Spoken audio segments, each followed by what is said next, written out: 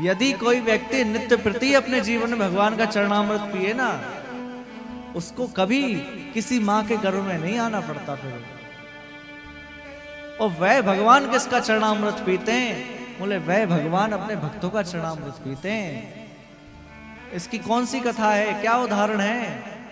तब यहां भक्तों के चरणामृत की महिमा बतलाने के लिए सुखदेव जी ने सुदामा जी का प्रसंग सुनाया है।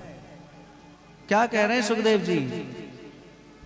कृष्णस्यासीत सखा कश्चिद ब्राह्मणो ब्रह्मवेत्तमा विरक्तेन्द्रियार्थेषु प्रशांतात्मा जितेन्द्रियः। नाम नहीं लिखा, कृष्णस्यासीत सखा कश्चिद। क्या लक्षण बता रहे हैं? सबसे पहले लिखा है कि ये जो हैं भगवान श्री कृष्ण के सखा हैं। मैं आपसे कहता हूं ना कथाओं में कि भगवान श्री कृष्ण से कोई ना कोई संबंध स्थापित कर लो, तो यहां सबसे पहले संबंध लिखा है कि सुदामा जी भगवान श्री कृष्ण के सखा हैं। कृष्णस्यासीत सखा कश्चिद, ब्राह्मण है, ब्राह्मणों ब्रह्मवित्तमा, और विरक्त इंद्रियार्थेषु प्रशांत आत्मा जितेंद्रिय।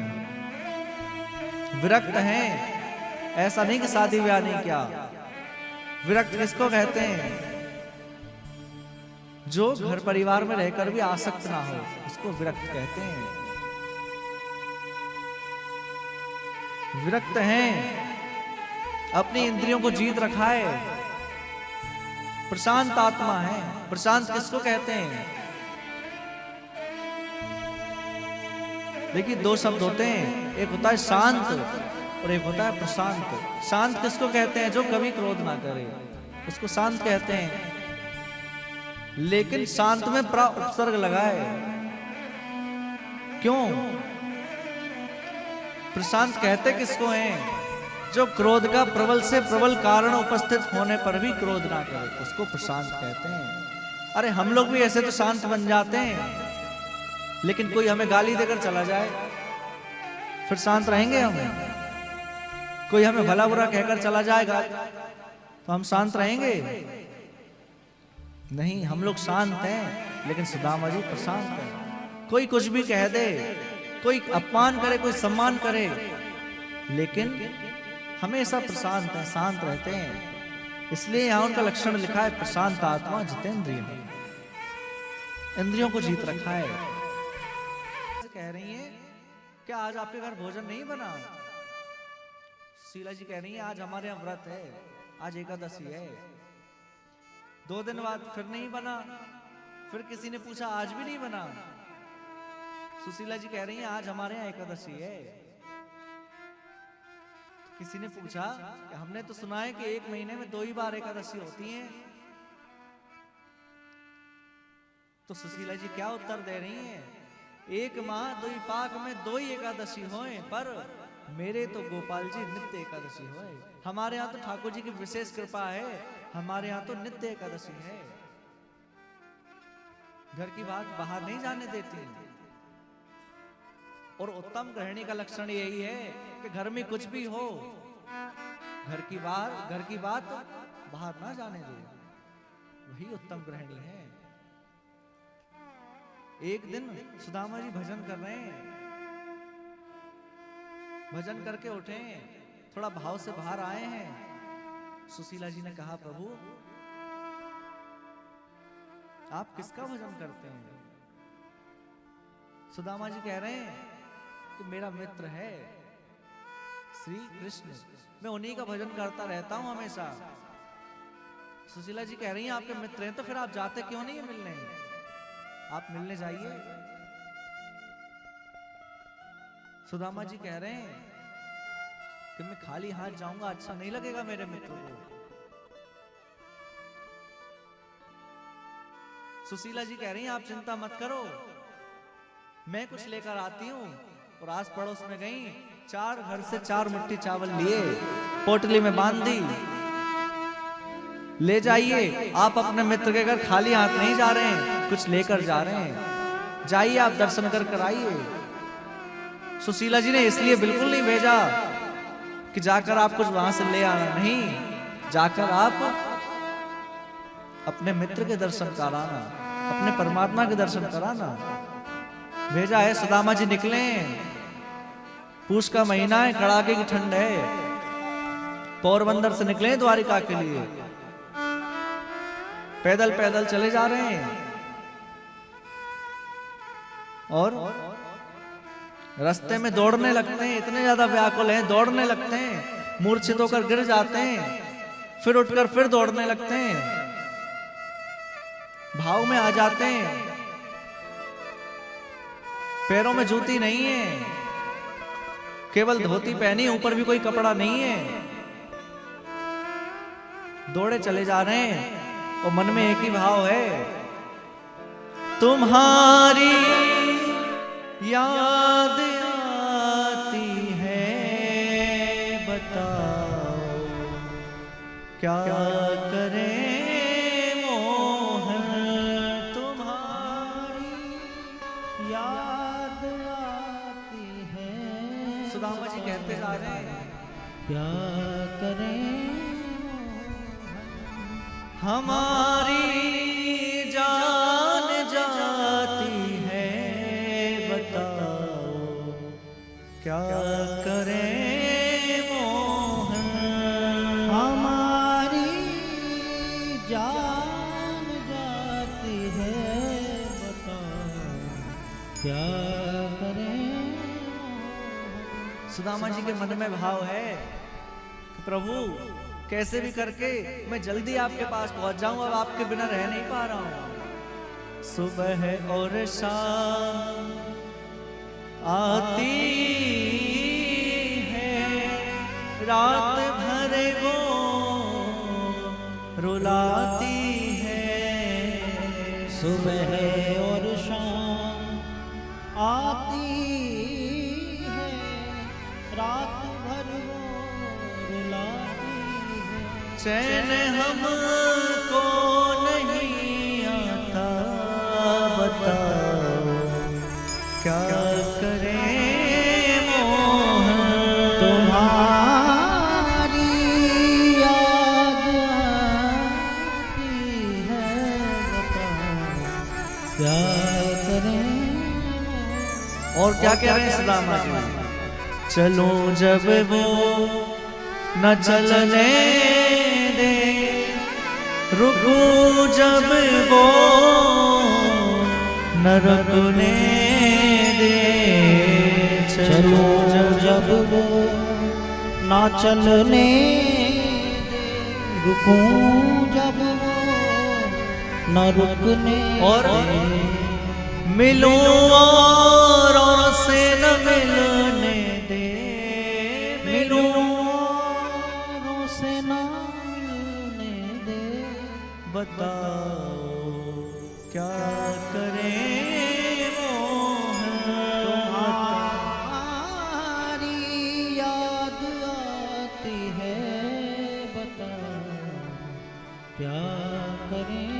कृष्ण कृष्ण रटते जा रहे हैं, गिर जाते हैं, उठकर फिर दौड़ने लगते हैं।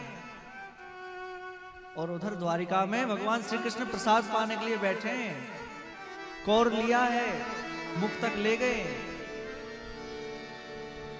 लेकिन खाया नहीं, वापस थाली में रख दिया। सभी रानियां देख रही हैं, आज प्रभु ने प्रसाद नहीं पाया, क्या बात है। श्री कृष्ण ने गरुड़ जी को आदेश दिया, जाओ मेरा भक्त भूखा है, अब जब तक मैं उसको नहीं पवाऊंगा जब तक मैं भी नहीं पाऊंगा, जाओ उनको लेकर आओ। गरुड़ जी गए हैं, सुदामा जी को मूर्छित अवस्था में उठाया, द्वारिका के बाहर थोड़ी दूर लाकर छोड़ दिया। रुक्मणी जी ने पूछा, प्रभु क्या आपके भक्त आज ही भूखे हैं, पहले भूखे नहीं रहते थे कभी?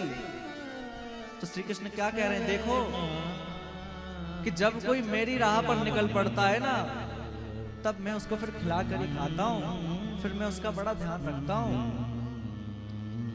सुदामा जी को चेत आया, सुदामा जी उठे, फिर दौड़ने लगे। अरे मुझे तो द्वारिका जाना है, अभी तो बहुत दूर है। फिर दौड़ने लगे। थोड़े ही आगे देखा, बड़े विशाल महल है।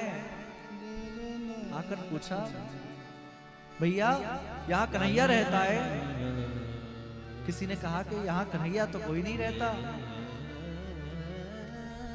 अरे मेरा मित्र है कन्हैया, आजकल वो यहाँ का राजा बन गया है।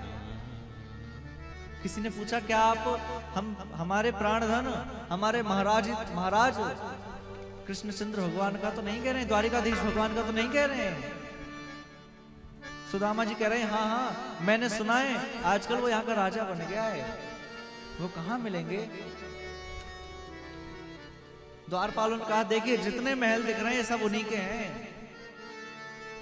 सारे उन्हीं के महल हैं, लेकिन ये जो बीच में सबसे विशाल महल दिख रहा है ना, ये रुक्मणी जी का महल है।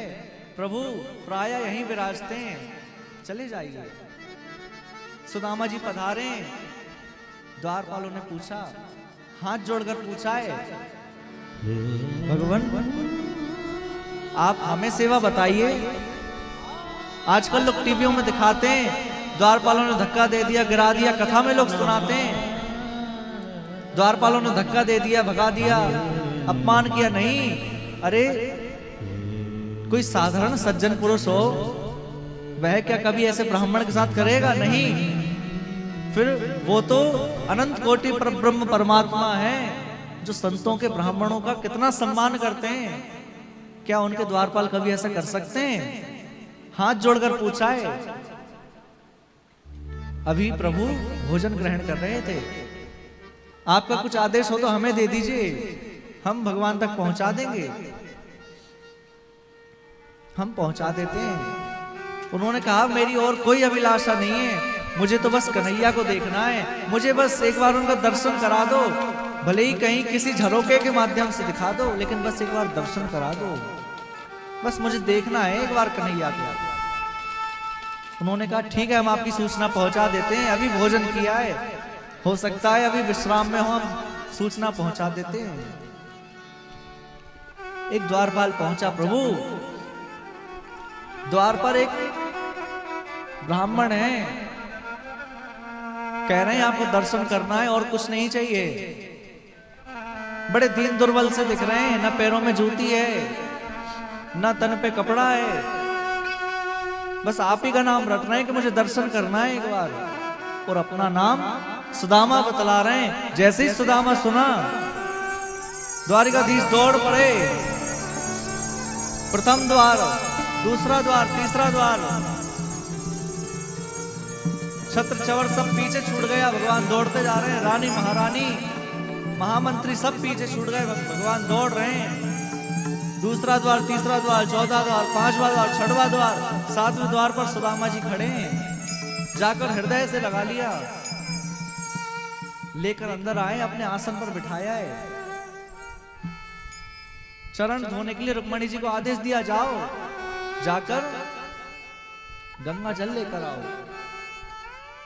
पर रुक्मणी जी जैसे ही गंगा जल लेकर आई तो क्या देखती हैं कि अब उनके गंगा जल की कोई आवश्यकता नहीं रही, क्योंकि भगवान श्री कृष्ण ने, द्वारिकाधीश ने अपने अश्रुओं से ही उनके चरण धो दिए।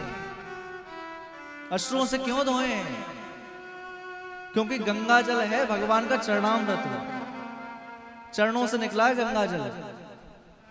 और भगवान श्री कृष्ण ने सोचा कि यदि मैं गंगा जल से धोऊंगा तो गंगा जल तो मेरा चरणामृत है, तो मैं अपने चरणामृत से एक ब्राह्मण के चरण कैसे धोऊंगा? तब एक संत कहते हैं कि फिर गंगा जल से नहीं धोया, भगवान ने अपने नेत्रों से यमुना जल को प्रकट किया, और यमुना जल से भगवान श्री कृष्ण ने चरण धोए। देख रहे हैं चरणों में कांटे लगे हुए हैं। भोजन कराया, श्री कृष्ण बातें कर रहे हैं। अरे मित्र सुदामा, तुम्हारा विवाह हो गया? सुदामा जी धीरे से सिर हिला रहे हैं। अच्छा विवाह हो गया, तुमने हमें बुलाया नहीं? सुदामा जी कह रहे हैं अब व्यवस्था ठीक नहीं थी इसलिए नहीं बुला पाए। श्री कृष्ण कह रहे हैं अच्छा घर में भाभी जी हैं तो जरूर कुछ ना कुछ भेजा होगा, क्या भेजा है? श्री कृष्ण ने देखा ये कुछ छुपा रहे हैं, हाथ में से पोटली छीन ली और एक मुट्ठी चावल खाए, 2 मुट्ठी चावल खाए, तीसरी मुट्ठी खाने वाले थे रुक्मणी जी ने हाथ पकड़ लिया कि हम सब रानियों में भी प्रसाद बांट दीजिए, क्या सब स्वयं खा जाएंगे? हम सब रानियों को भी दे दीजिए। वो मानो रुक्मणी जी कह रही हैं कि पहली मुट्ठी में पहले लोग का राज्य दे दिया, दूसरी मुट्ठी में दूसरे लोग का राज्य दे दिया, अब क्या सब कुछ लुटा दोगे इस ब्राह्मण के लिए? क्या भूल गए वह भी एक ब्राह्मण था जिसने आपके हृदय में आपकी छाती पर चरण का प्रहार किया था, भूल गए आप? भगवान श्री कृष्ण कह रहे हैं हम तो नहीं भूले, लेकिन लग रहा है कि आप भूल गई हैं। अरे भूलो मत देवी कि वो भी एक ब्राह्मण था जो विदर्भ से आपकी चिट्ठी लेकर हमारे पास आया था। अगर वो नहीं लाया होता ना तो चली गई होती शिशुपाल के संग। रुक्मणी जी ने कहा कि हम सब देवियों में प्रसाद बांट दीजिए। ठाकुर जी चर्चा कर रहे हैं मित्र से। सुदामा जी कह रहे हैं कि देखो हम गुरुकुल में रहते थे, कितना आनंद आता था। एक बार हम भयंकर बारिश में फंस गए वन में, सब बातें कर रहे हैं।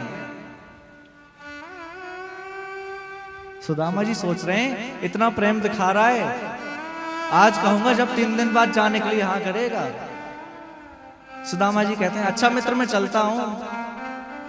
आप विश्वास नहीं मानेंगे, श्री कृष्ण ने एक बार भी नहीं कहा कि मित्र रुक जाओ। बोले ठीक है फिर आना आप। रोका क्यों नहीं? क्योंकि जब से सुदामा जी अपने घर से निकले हैं ना, सुशीला ने एक गिलास पानी भी नहीं पिया है, पानी भी नहीं पिया है। सुशीला जी ने विचार कर लिया कि अब जब सुदामा जी आ जाएंगे तभी पानी पीऊंगी मैं, इसलिए श्री कृष्ण ने रोका नहीं। बोले कि ठीक है मित्र फिर आना। अब सारी रानियां आ गईं। मैं रुक्मणी आपको प्रणाम करती हूं, मैं सत्यभामा आपको प्रणाम करती हूं।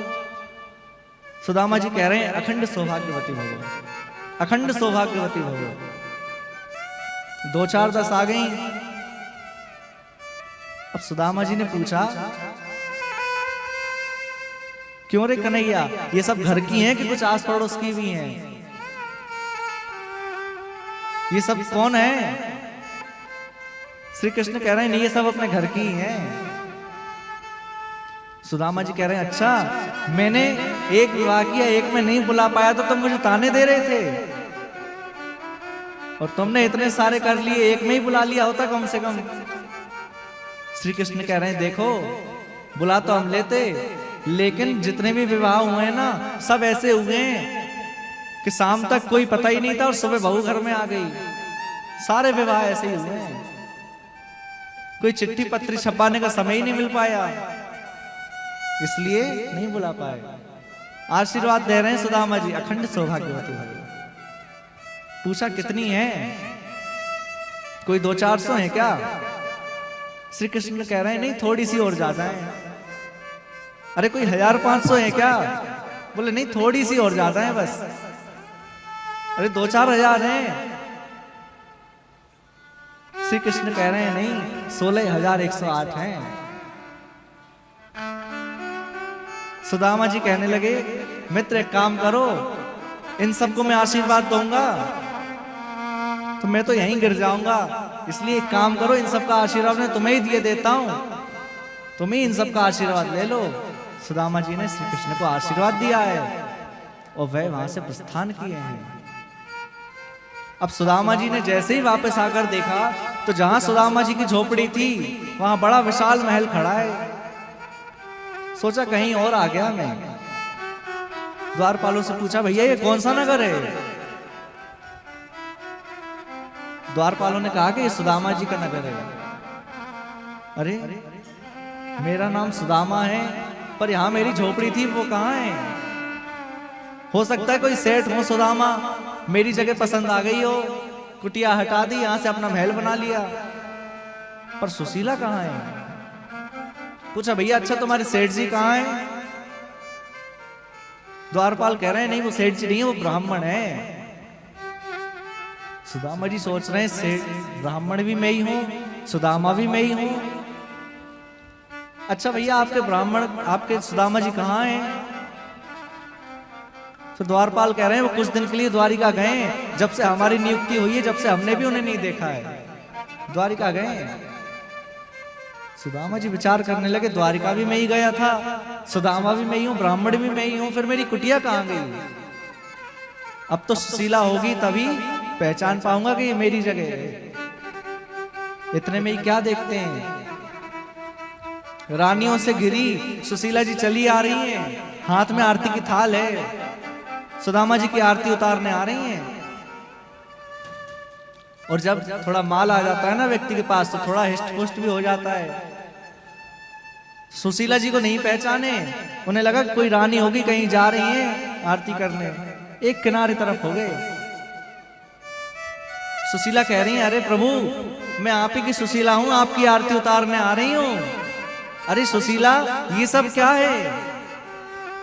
सुशीला कह रही है जिनके पास आप गए थे ये सब उन्हीं का प्रसाद है, उन्हीं का दिया हुआ है। फिर सुदामा जी और सुशीला बड़े प्रेम से रहने लगे।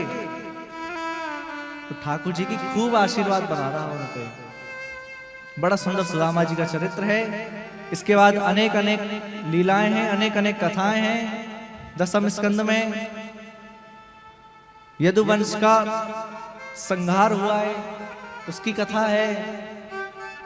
भगवान श्री कृष्ण बहेलिए के बाण को निमित्त बनाकर परम धाम को प्रस्थान किए हैं, इसकी कथा है। और जैसे ही भगवान श्री कृष्ण परम धाम को प्रस्थान करने लगे, एक ज्योति रूप में तो भगवान परम धाम चले गए और एक ज्योति निकली जो श्रीमद् भागवत में स्थापित हो गई। इसके बाद नव योगेश्वरों का संवाद है, दत्तात्रेय जी की 24 गुरुओं का संवाद है, अनेक अनेक कथाएं हैं 11 स्कंद और 12 स्कंद में। कली धर्मों का निरूपण किया कि कलयुग में कैसे कैसे लोग होंगे, कलयुग में कैसा कैसा सब होगा, वो सब हम आप देख ही रहे हैं। कलयुग के लोगों को बताने की आवश्यकता नहीं है, हमसे ज्यादा आप लोग जानते हैं। कलयुगों के लोगों का वर्णन किया है। और अंतिम में श्रीमद् भागवत के अंतिम में नाम महिमा का वर्णन किया है कि ये सब भागवत सुनी, इसका केवल एक ही फल है, क्या कि भगवान का जितना हो सके भगवान का नाम जपें। तो आइए श्रीमद् भागवत के अंतिम श्लोक को हम सब भी एक बार दोहरा लें। सभी लोग सीधे होकर बैठ जाएं, हाथ जोड़ लें और मेरे साथ मेरे पीछे पीछे आप सभी श्रीमद् भागवत का अंतिम श्लोक गाएं।